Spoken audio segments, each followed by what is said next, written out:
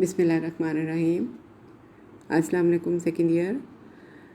हम लोगों का आज का टॉपिक है, नेक्स्ट चैप्टर हम लोगों ने स्टार्ट करना, चैप्टर नंबर 4 एनिमल हस्बेंड्री। इसका मतलब होता है जानवर पालना, माल मवेशी पालना, ठीक है। And animal husbandry is very important topic of the commercial geography. We will start from question number 1. Define the animal husbandry and explain the commercial grazing grounds of the world. Grazing grounds mean चरागाहें, चरागाहें जहाँ पर जानवरों को चराया जाता है। Definition of the animal husbandry. Animal husbandry includes breeding, feeding and the management of the animals for the production of the food, fiber work and the pleasure. ठीक है। Breeding mean अफजाइश। तो एनिमल हस्बेंड्री क्या हुआ कि जानवरों को पालने के लिए, उनकी अफजाइश के लिए जितनी कोशिशें की जा रही होती हैं ताकि उनकी मदद से for the production of food, fibre work and the pleasure. Pleasure क्या होता है? For your mental satisfaction. आप अपनी जहनी तस्कीन के लिए भी अगर काम कर रहे होते हैं, दैट इज़ द प्लेजर। तो एनिमल हस्बेंड्री क्या हुआ? एनिमल हस्बेंड्री हुआ जानवरों की आजमाइश। उसको हम कमर्शियल पर्पसेस के लिए और प्लेजर पर्पसेस के लिए जब एनिमल हस्बेंड्री का प्रोफेशन यूटिलाइज कर रहे होते हैं। Introduction to the animal husbandry. The role of the animals in the human life is very important and cannot be denied. Denied का मतलब इससे इनकार नहीं किया जा सकता है, because they provide a lot of necessary articles of the commercial use. Initially, animals were used only for the selected purposes, but with the passage of the time, domestication of the animals are being increasingly used for the direct production of the food and the other articles. Domestication का क्या मतलब हुआ? जानवर पालना। The first animal which was domesticated, a dog, trusted hunter, the people began to tame. Tame का मतलब होता है पालतू जानवर, ठीक है। The people began to tame sheep, camel, horses, goats and the cow. In this way, livestock breeding was started and nowadays proper measures are taken to ensure their survival and the multiplication. कि शुरू में जो animal husbandry थी, जो जानवरों को पालने का पेशा था, वो इतना ज़्यादा फेमस नहीं था लोगों के अंदर, लेकिन वक्त के साथ साथ इसकी इम्पोर्टेंस में इजाफा होने लगा। और अब इसको हम कमर्शियल जोग्राफी का एक इम्पॉर्टेंट टॉपिक क्यों बना रहे हैं? क्योंकि इसके ज़रिए से बहुत बेहतर आमदनी हासिल हो रही होती है लोगों को, ठीक है।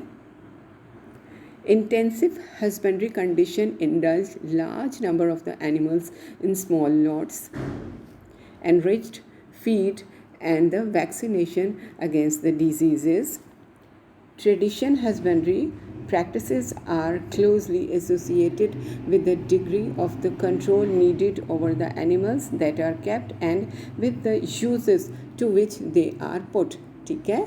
कि जो हमारे ट्रेडिशनल हस्बेंड्री प्रैक्टिसेस हैं, उसका इस चीज़ के साथ गहरा ताल्लुक़ है कि नेचुरल तौर पर एनिमल्स को या जानवरों को किस तरह से पाला जा रहा होता है और उनके अंदर बेहतरी किस तरह से लाई जा रही होती है। About 28% of the agriculture income is derived from the rearing animals, जानवर पालना।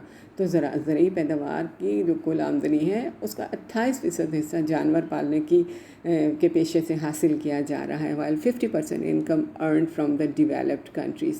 Types of the animal husbandry. Nomadic herding, खाना बदोश। नोमैडिक का मतलब होता है खाना बदोश।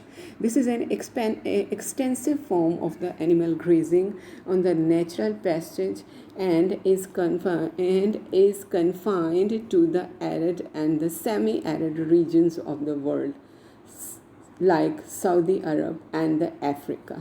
ठीक है। Extensive form of the animal grazing on the natural pasturage, जो कुदरती हालात हैं, जो कुदरती दस्तयाब ज़राए हैं, उनके ऊपर जो जानवर पाले जा रहे होते हैं। रैंचिंग या खेती बाड़ी। It means wide range of the animal products such as meat, wool and the dairy products are produced for the local and the international market. Mixed farming. Mixed farming comprises of the crop farming and the commercial rearing of the livestock in highly recognized manner. ये word थोड़ा सा misprint हुआ है. Dairy farming. Dairy farming का क्या मतलब है कि जानवरों को पालना दूध जमा करने के मकसद के लिए.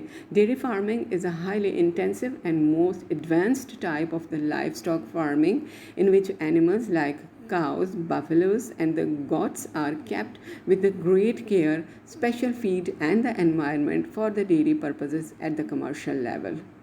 Important grazing grounds. Animal husbandry is the form of all primary activity. और आपको पता है प्राइमरी एक्टिविटी के बारे में हमने कहा था, primary human activity is related to the natural resources. कुदरती ज़राए के नज़दीक रहकर जो इंसानी ज़राए की मदद से इकोनॉमिक एक्टिविटीज़ या मौशी सरगर्मियाँ सर अंजाम दे रहे होते हैं लोग, that is the primary economic activity.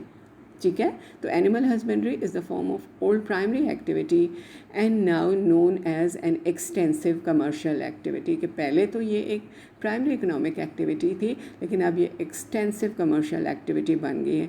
Commercial grazing is traced back to the industrial revolution which most widely spread to the two major zones of the world. हम इसको टू मेजर जोन्स के अंदर distribute कर सकते हैं. Jones का मतलब होता है हिस्से. टेम्परेट ग्रासलैंड्स जिसको तपिशा में चरागाहें या गर्म इलाकों की चरागाहें. इन सवानाज ऑफ द ट्रॉपिक्स वसी मैदान की जो चरागाहें होती हैं. These both grasslands are in sharp contrast in the nature of the grasses, features and the economic conditions of the people. क्योंकि ये जो दो किस्म की चरागाहें हैं ये दो मुख्तलिफ कंडीशंस के से रिलेट करती हैं, इसलिए इनके जो ग्रास की जो नेचर है, फीचर्स हैं और जो इकोनॉमिक कंडीशंस हैं उन इलाके के लोगों की, उसमें भी फ़र्क पाया जाता है. सवानास grasslands. These grasslands are as old as the human economic activities. These grasslands cover vast areas of the world and known as the major and the important natural pasturage and the center of economic activity. Although high temperature, uncertain rainfall, pests and the diseases are the common feature of these grasslands, but nowadays important measures are taken to be for the improvement of these grasslands. ठीक है कि ये grasslands बहुत important है for the economic development of the countries. हालांकि यहाँ पर जो बीमारियाँ हैं या यहाँ पर जो कीड़े मकोड़ों का हमला है या जो बारिशों का गैर मामूली कम या ज़्यादा होना, इसकी वजह से इनकी इम्पोर्टेंस के अंदर या इनके जो वर्किंग कैपेबिलिटी इसके अंदर थोड़ा बहुत फ़र्क पाया जा सकता है, लेकिन फिर भी इन सारे मसलों को अब जो है वो काबू कर लिया गया है. The regional importance of these grasslands can not be ignored. Although both type of domestic and the commercial grazing is done in these grasslands, but three distinct zones are more important for the commercial grazings. 3 zones ज़्यादा important है. Savannas of the Africa. These grasslands extends across the continent from the Indian Ocean on the east and to the Atlantic Ocean to the west. In these grasslands, most of the animal husbandry is done at the domestic level. Africa के जो savannas या plane grounds हैं जहाँ पर domestic level के ऊपर, domestic क्या मतलब होता है घरेलू सतह के ऊपर, not on the commercial basis. ठीक है, तो सवानाज ऑफ अफ्रीका ये वो हुए जहाँ पर डोमेस्टिक लेवल के ऊपर ग्रेजिंग की जा रही होती है. Savannas of the South America. These grasslands are small in size but are more advanced and the commercial. Mostly herding is confined in Argentina, Pampas of Brazil and the Llanas of the Venezuela. यहाँ पर commercial basis के ऊपर grazing की जा रही होती है. Savannas of Australia. The Australian savannas are found in the monsoon climatic region. More than 50% grazing is done in these grasslands of the world. Adversity of the natural condition has successfully overcome by the human efforts. Adversity क्या होती है? मुश्किलात होना. जो बुरे हालात थे मौसमी हालात की वजह से उनको इंसानी कोशिशों की मदद से ओवरकम कर लिया गया है काबू पा लिया गया है। तो ये swanas are found in the monsoon climatic regions and more than 50% grazing is done in these grasslands of the world. ये जो swanas ऑफ ऑस्ट्रेलिया है, टोटल जो ग्रेजिंग है उसका 50% ग्रेजिंग यहाँ पे की जा रही होती है। Temperate grasslands, commercial grazing is more important and concentrated in temperate region of the world.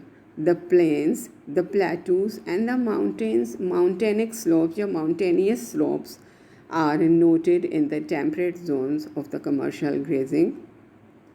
Longitudinal, positional and the sufficient amount of the rainfall are the source of the abode of grass.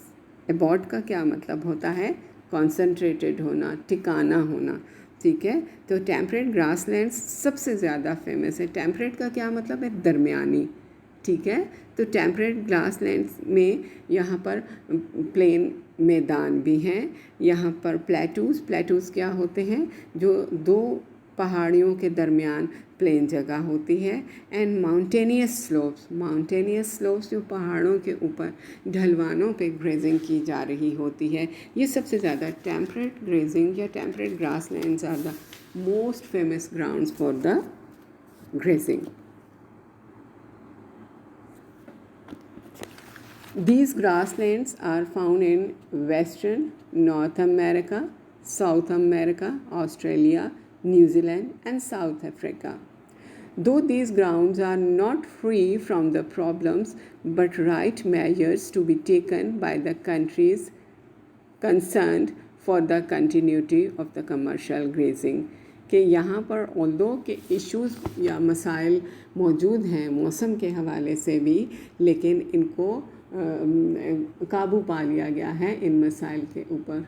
So this was the basic concept that animal husbandry क्या है, उसकी commercial importance क्या है और इसके लिए क्या famous और जो मशहूर ग्रेजिंग ग्राउंड्स हैं। ठीक, हमारा आज का लेक्चर यहीं तक है सेकेंड ईयर। इसको आप लोग अच्छे से प्रिपेयर करें और समझें। नेक्स्ट लेक्चर हम फिर कल कंटिन्यू करेंगे। Thank you.